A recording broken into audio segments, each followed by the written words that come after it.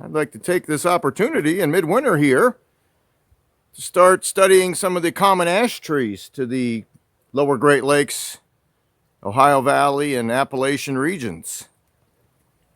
As many people know, the emerald ash borer has wreaked havoc with many of the ash species in that area. It's hard to find good teaching examples of white ash or green ash that are still tall and alive, but you can find sprouts from the deceased trees. So we'll be looking at those as time allows. Today I'm going to concentrate on blue ash. I'm at a park with extensive limestone deposits. This is a world-famous park for looking for fossils and studying fossils.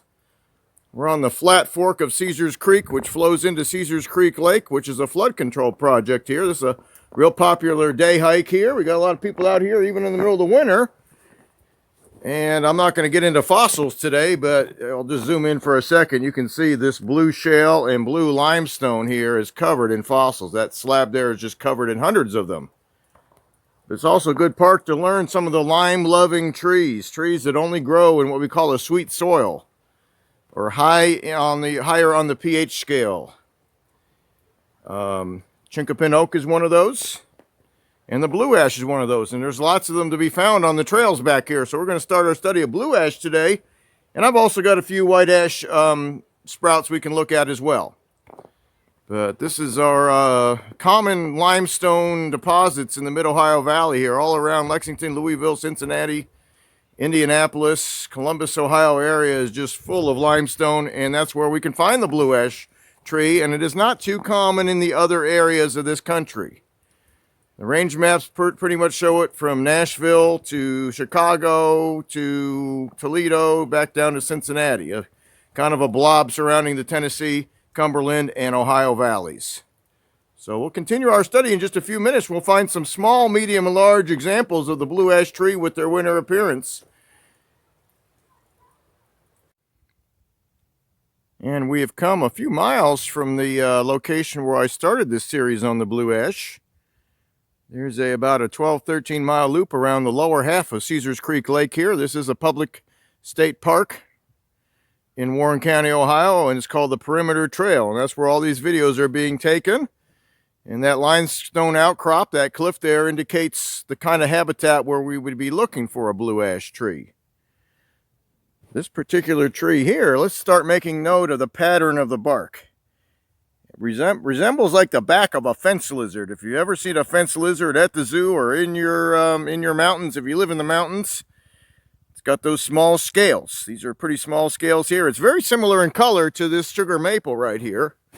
So the scales are going to be the giveaway, because both these trees have opposite branching, if you can see that far up on the sugar maple and on this blue ash. There's some opposite branching in the background here. But sometimes the branches break off and what should be opposite is missing a branch. But the giveaway for a blue ash tree, if you can find some branches that are growing fairly rapidly, is they get 4 corky wings on them. And they're hard to see in this video here, but they're there, and it's like you might find on a euonymus that you'd have growing in your yard. In this case, the corky wings do not continue down the whole branch, but they're just on the part where it's growing rapidly, the new growth. The last couple inches sometimes. So we're going to work our way up in size with these blue ash trees. This one's still small, just maybe 10, 12 years old. It's in the understory of a beech maple hickory forest here, so it's competing for sunlight. Got some just across the hollow here, they're just slightly larger. And back towards that limestone cliff, there's some even larger ones for us to study. But again, the wings on the branches are a giveaway. The botanical name is Fraxinus quadrangulata, which is Latin for having 4 of something, quadrangle. In this case, if you look at where I've cut the branch, you can see that obvious 4 wings on the branch. And right next to it, I've got a branch from a white ash, which is still round and doesn't have that appearance. So that's how we can tell white ash, green ash from the blue ash. Let's go right around the holler here. There's some that are just a little bit larger. And just a few hundred feet from that last example, we've got a larger example of a blue ash tree in the understory of this forest. Again, we're looking for scaly bark. And again, it might resemble the back of a fence lizard, or if you have rattlesnakes in your area, you probably know what the scales look like. I try not to get too close to those things, but you know, they're not aggressive, the timber rattlesnakes.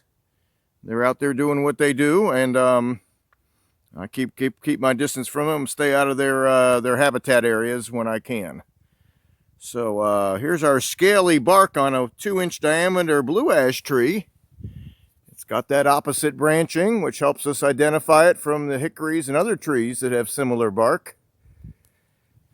Similar color to these sugar maples. Here's our sugar maple growing in the same area, so much smoother bark on the sugar maple, but still has the opposite branching above us here.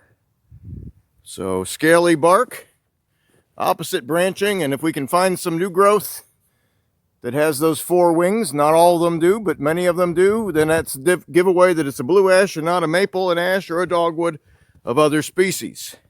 Here's one down here, it's about 3 inches around. So again, keep in mind that scaly bark. We're going to go back towards that cliff, and there's some medium to large blue ashes growing along that part of the perimeter trail in Caesars Creek State Park.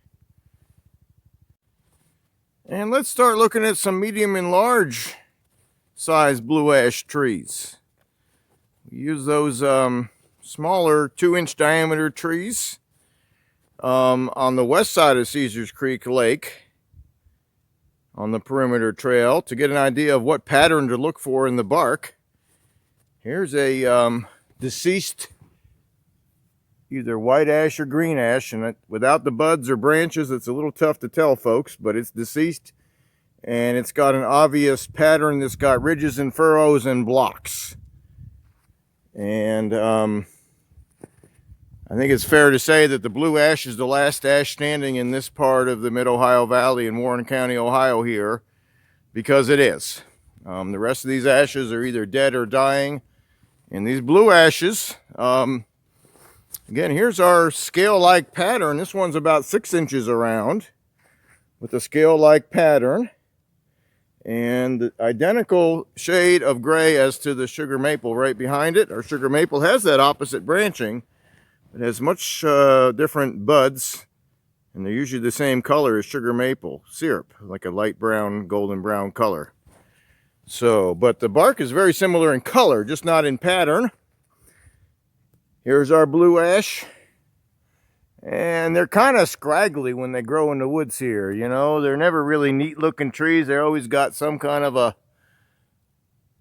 branches missing or just a broken appearance almost. I don't know if that's from the emerald ash borer or just their natural appearance. And these trees are affected by the emerald ash borer, but they're not dying in large numbers like the other 2 ashes, the green ash and the white ash. Right up the trail here,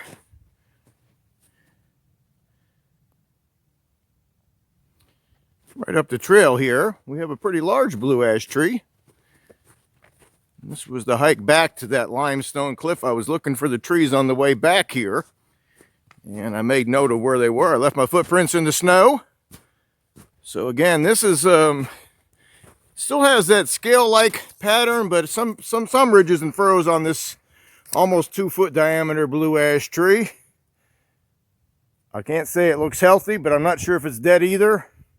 We'll have to come back in the spring. We'll be studying the foliage of these trees in the spring, in a few months here, so we'll have to see. But it certainly looks like it's still alive compared to the dead green and white ashes surrounding it, which are right over here. So this bark, again, it makes some resemblance of ridges and furrows, but it also maintains that scale-like appearance as well as we look at it. So here's a mature blue ash tree. And again, it's called blue ash because of the color of the bark. If you were to peel the bark back to the inner bark, it gets a blue color, and that can be used to make dyes.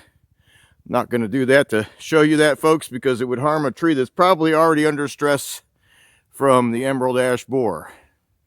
So again, these are the last ashes standing in this part of the area covered by this channel, and we'll continue on with these ash trees in the spring when they've got their foliage.